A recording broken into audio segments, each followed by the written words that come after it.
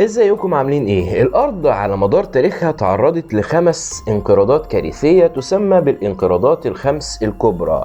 غيرت الانقراضات الخمس الكبرى شكل الارض تماما، وبعد كل انقراض كان بيظهر شكل جديد من اشكال الحياة على سطح الكوكب. اخر انقراض حصل كان من حوالي 65 مليون سنة، والتاريخ ده كان تاريخ نهاية 80% من الكائنات على سطح الارض زي الديناصورات. الديناصور حيوان عاش على الأرض حوالي 160 مليون سنة واختلفت أنواعه.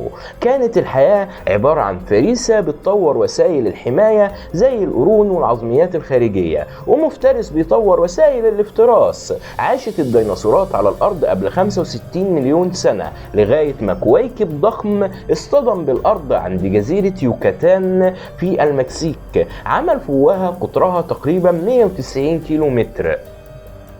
حصلت بعدها سلسلة من الانفجارات البركانية تسببت في إلقاء كميات مهولة من الغبار المحمل بالكبريت وثاني أكسيد الكربون للغلاف الجوي، وده تسبب في حجب أشعة الشمس من الوصول للأرض لفترة طويلة، فبالتالي درجة حرارة الأرض انخفضت وماتت نباتات كتير، فقلت نسبة الأكسجين في الجو، فأصبح عندنا درجة حرارة منخفضة ونسبة أكسجين قليلة ودخان مغطي سطح الكوكب وتسونامي وزلازل وبراكين. تفتكر حاجات زي دي ممكن تعمل ايه في كائنات ما عندهاش وسائل حماية كفاية من الكوارث الطبيعية؟ الحيوانات الضخمة ماتت بسبب قلة الاكسجين والاختناق، وبسبب اختفاء معظم مصادر الطعام، واللي اتبقى عدد من الحيوانات الصغيرة وبعض الكائنات البحرية اللي طبيعي بتحتاج نسبة اكسجين قليلة وبتحتاج طعام قليل.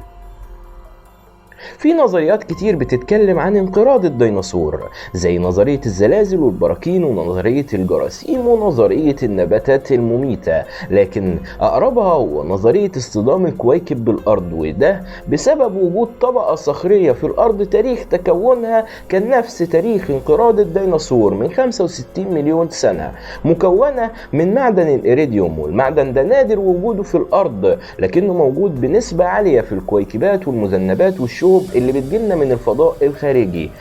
لا شك ان في كارثة الانسان ملوش يد فيها تسببت في حالات الانقراض، بس مش دايما الانسان ملوش يد في حالات الانقراض.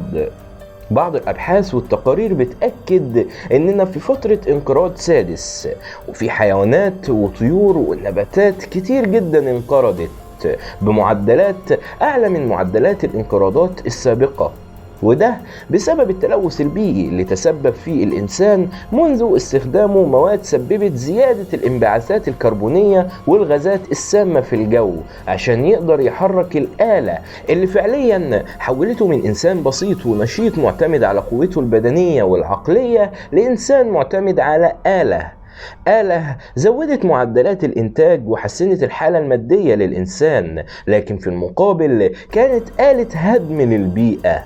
الغريب إن الانقراضات الخمسة الأولى كانت بتحصل على مدار ملايين السنين، لكن الانقراض ده بيحصل بسرعة رهيبة ومخيفة. والسؤال هنا، هل هنقدر نسيطر على الانقراض السادس، ولا خلاص الوقت انتهى وهيجي يوم ننقرض زي انقراض الديناصورات؟ خلصت حلقتنا، اتمنى انها تكون عجبتكم، مستني تعليقاتكم.